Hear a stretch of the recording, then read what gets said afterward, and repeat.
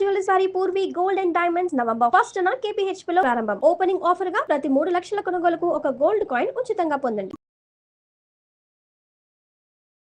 నమస్తే రమగారు. నమస్తే జయ.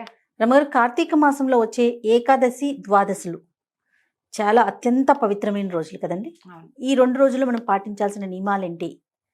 ఏకాదశి ఎందుకు ఇంత ప్రత్యేకమైంది? ఈ హరిబోధిని ఏకాదశిగా చెప్తారు.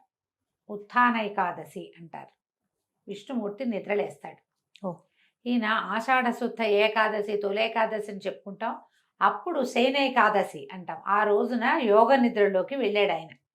మధ్యలో పరివర్తన ఏకాదశి కూడా వస్తుంది, పక్కకి తిరిగాడు అని. ఈ 4 నెలల శ్రీహరి యొక్క నిద్రాకాలం పరిసమాప్తం అయ్యేది కార్తీక శుద్ధ ఏకాదశి నాడు. క్షీరాబ్ది ఏకాదశి, చిలుకు ద్వాదశి లేదా చిలుకే క్షీరాబ్ది ద్వాదశి ఇలాగే చెప్తారు. అయితే ఈ క్షీరాబ్ది ఏకాదశి నాడు మనం ఏం చేయాలి? విష్ణువు నిద్ర లేవబోతాడు. ఆ రోజున లేచేస్తాడు కాదు, లేస్తాడు. ద్వాదశి ఘడియలు సమీపిస్తుండగా లేస్తాడు. ఏకాదశి నాడు ఉపవాసం ఉండాలి. సంవత్సరం అంతా చేయలేకపోయినా తొలి ఏకాదశి నాడు చేస్తాం ఉపవాసం. హరిబోధిని ఈ రోజున ఆయన స్వామివారి నిద్రలేస్తాడు కాబట్టి, విశేషించి ఇది కార్తీక మాసం కాబట్టి ఈ రోజున ఉపవాసం చాలా ఫలితాన్ని ఇస్తుంది, అనంత ఫలితాన్ని ఇస్తుంది. అంచేత ఏకాదశి నాడు ఉపవాసం ఉండటం. ద్వాదశి నాడు ఉదయమే ఆయన నిద్రలేచేస్తాడు. ఈ నిద్రలేచిన ఆయన తులసి మూలంలో ఈ రోజు నివసిస్తానని ప్రతిజ్ఞ చేసేట. అందుకని ఈ తులసి మూలంలో విష్ణుమూర్తిని భావించి పూజ చేస్తే విశేషమైన ఫలితం కలుగుతుంది. అయితే ఈ రోజున ఏం చేస్తారు? ధాత్రి తులసి కళ్యాణం చేస్తారు. ఉసిరి చెట్టు మూలంలో కార్తీకంలో అంతా విష్ణుమూర్తి ఉంటాడు. ఈ ఉసిరి చెట్టు కిందే మన సాలగ్రామ పూజ చేయమంటారు, శివ కళ్యాణం, విష్ణు కళ్యాణం చేయమంటారు, తులసి కళ్యాణం చేయమంటారు. కార్తీక వనభోజనాలు చేసేటప్పుడు తప్పకుండా తులసి చెట్టు ఉండవలసిందే అంటారు. ఉసిరి చెట్టు, అది తులసి చెట్టు ఉండాలి, ఉసిరి చెట్టు కూడా ఉండాలి. చెట్టు కిందే చేసుకోవాలి. చెట్టు ఒక పెద్ద వనంలోకి వెళ్తే ఎన్ని చెట్లున్నా ఉసిరి చెట్టు లేకపోతే ఆ వనం పనికిరాదు భోజనానికి. ఇది విశేషంగా చెప్తారు. ఈ రోజున ఏం చేస్తారు? రెండో ద్వాదశి నాడు తప్పకుండా ఉసిరి చెట్టు అంటే ఉందో లేదో మన దగ్గర, బజారంతా ఉసిరి కొమ్మలు బాగా దొరుకుతాయి.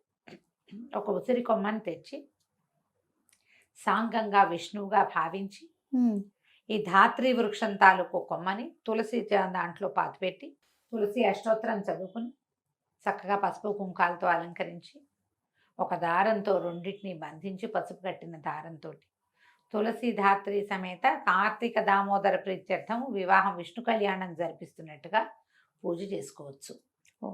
ఈ పూజ అత్యంత ఫలప్రదమైనది. కార్తీకం మనం నెల రోజులు కూడా తులసి పూజ విశేషంగా చెప్తారు. తులసిని నాటినా, దానం ఇచ్చినా, తులసికి నీరు పోసినా, ఎవరైనా పెంచుకుంటుంటే ఆహా ఎంత బాగుంది మీ తులసి చెట్టు లాంటి వాక్యాలు అన్నా కూడా మంచి ఫలితం లభిస్తుంది. మనం రోజువారీ పెట్టుకునే దీపము తులసి దగ్గర పెట్టుకుంటాం కూడా మంచిది. ఈ రోజున విశేషించి దీపదానం మరీ విశేషం. ద్వాదశి నాడు చేసే దీపదానము, ఆ దీపం వెలుగు ఎంత దూరం వెళ్ళిందో, ఎన్ని మట్టి రేణువులు ఉన్నాయో అన్ని సంవత్సరాల పాటు వీళ్ళకి విష్ణులోక వాసం వస్తుందట. కార్తీక దామోదర ప్రీత్యర్థమే తులసి పూజ, తులసి ధాత్రి కళ్యాణము, దీపదానము అద్భుతమైన ఫలితాన్ని ఇస్తాయి. అయితే ఉదయమే ద్వాదశి పారణ చేసుకుని పూజ చేసుకుని ద్వాదశి పారణ చేసుకోవచ్చు. ఒకటి పురాణం ప్రకారం పొద్దున ద్వాదశి పారణ చేసుకుని ద్వాదశి నాటి సాయంకాలం మనం కళ్యాణం జరిపించుకోవచ్చు. నలుగురిని పిలిచి మన వరకే చేసుకుంటాము అంటే ఉదయకాలం అయినా చేసుకోవచ్చు. సాయంకాలం ద్వాదశి లేకుండా త్రయోదశి వస్తుందేమో చూసుకోండి. నవంబర్ 12వ తారీఖు ఏకాదశి, 13వ తారీఖు ద్వాదశి, మధ్యాహ్నానికి ద్వాదశి వెళ్ళిపోతుంది. అందుకని తులసీధాత్రి కళ్యాణపు విశేషమైన వ్యవహారాన్ని మనం ఉదయకాలమే చకచకా ముగించుకుని ద్వాదశి ఘడియలు దాటకుండా పారణ చేయాలి. తప్పకుండా పారణ చాలా ముఖ్యం. అందుకని కొంచెం ఎర్లీగా లేచి, ఎలాగో పొద్దున్నే లేస్తాం, పొద్దున్నే స్నానం విశేషంగా చేయాలి కదా కార్తీక మాసం కోసం. ఈ పొద్దున్నే లేచి తులసీధాత్రి పూజ కళ్యాణం ముగించుకొని వంట చేసుకొని తీర్థార్చన చేసుకుని శివారాధన విష్ణు ఆరాధన స్వామివారికి నైవేద్యం చేసి, ఎవరైనా బ్రాహ్మణుడికి మీతో పాటు ఒకటికి భోజనం పెట్టగలిగిన, బ్రాహ్మణులు కుదరలేదు మన వాళ్ళే సాటి వాళ్ళు ఎవరో ఒకళ్ళు ఇంకొకరికి భోజనం ఇచ్చి ద్వాదశి నాడు భోజనం చేస్తే చాలా అద్భుతమైన ఫలితం లభిస్తుంది. మీ అవకాశాన్ని బట్టి ఏడాదికి ఒకసారి మాత్రమే వచ్చేటువంటి ఈ తులసి ధాత్రి కళ్యాణ శోభని సుసంపన్నం చేసుకోండి. తప్పకుండా అండి. రమ్మగారు, మరి ఇప్పుడు ఏకాదశి ఉపవాసం ఉంటాం. ముందు రోజేమో మనకి సోమవారం వచ్చింది, అవును, ఆ రోజు కూడా ఉపవాసం ఉంటారు. సోమవారం ఏమో నక్తాలు ఉంటాం, ఆ పగలు భోజనం చేయకుండా రాత్రికి రాత్రి భోజనం చేస్తాం. మర్నాడు ఏకాదశి వస్తుంది. మామూలుగా ఒక లెక్క ఏమిటి, ఏకాదశి ముందు రోజు రాత్రి భోజనం చేయకూడదు, అన్నం తినకూడదు లెక్క. కార్తీకంలో ఈ అమెండ్మెంట్లు లేవు, ఇవి లేవు. తర్వాత ఈ నక్తాలు చేసేవాళ్ళు రోజు పగలు ఉపవాసం ఉండి రాత్రి భోజనం చేస్తారు. మరి ఏకాదశి నాడు ఎలా అంటే, ఏకాదశి నాడు పూర్తి ఉపవాసమే. స్వామివారికి పాలు పళ్ళు నివేదన చేసి ఉపాహారం మీరేం తినదలుచుకున్నారో ఉప్మా చేసి నివేదన చేసి ఉప్మా పుచ్చుకోండి, పనికొస్తుంది. ఇలా పనికొస్తుంది. మరి ద్వాదశి పరిస్థితి, ద్వాదశి నాడు ఉదయ భోజనం చేయాల్సింది, గడియలు దాటకుండా భోజనం చేయటమే విధి. కాబట్టి నక్తాలు ఉండేవాళ్ళు ఈ పర్వదినాలలో ఎలా చెప్పబడిందో అట్లాగే చేయాలి. ఏకాదశి నియమాలు అలాగే పాటించడం ఎలా ఉన్నది అలాగే యథాతథంగా పాటించాలి. అంతే లెక్క. పర్వదినాలప్పుడు పర్వదినపు పద్ధతి, మిగిలిన రోజుల్లో నక్తాల విధానం నడుస్తుంది, అంతే పద్ధతి.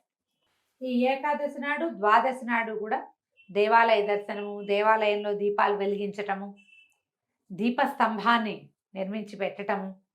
మనం ఈ తులసి ధాత్రి కళ్యాణం చేసేటప్పుడు ఏదైనా ఎత్తైన ఒక గట్టు ఒక స్తంభం లాంటిది పెట్టి దాని మీద దీపం పెట్టడము. ఇది ఎందుకు రమ్మగారు? దీపస్తంభం, దీపమాలిక సమర్పణము ఎలాగో దీపస్తంభ సమర్పణం కూడా కార్తీక పురాణంలో చెప్తారు చేయాలి. అందుకని ఏం చేస్తారు, ఎత్తైన దుంగ నిర్మించి దుంగ పెట్టి దాని మీద దీపం పెట్టారు. అప్పుడు చూడు, మనం నేల మీద దీపం పెడతాం, అది ఇంత మేర వెలుగు వస్తుంది, ఏదో దీపం ఉన్నట్టు మినుకుమంటుంది. ఎత్తు మీద పెడితే దీపం ఎంత దూరం వెళ్తుంది? అవునవును, ఎక్కువ దూరం వెళ్తుంది. అందుకని తప్పకుండా ఇది చెప్తారు. దీపస్తంభం పెట్టుకోవచ్చు. మీ దగ్గర కేరళ స్టైల్ పెద్ద పెద్ద దీపారాధన కుందులు ఉన్నాయి, ఆ దీపారాధన కుందుని బయట తీయండి.